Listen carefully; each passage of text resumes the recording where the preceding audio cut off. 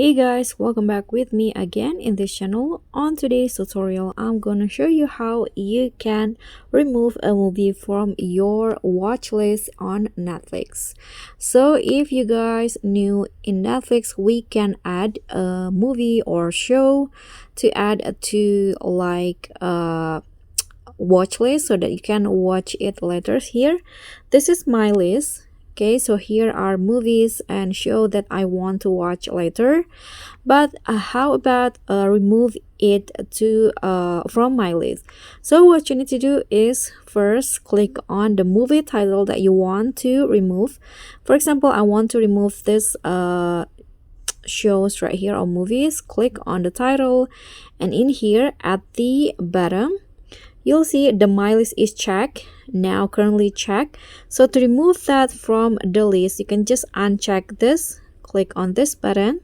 So when I go back here on my list, okay, so there the movie that I removed before is no longer there, as you can see here. Okay, so that's a tutorial for me. Thank you guys so much for watching. Don't forget to like, comment, and also subscribe. Also click on the thanks button. Bye.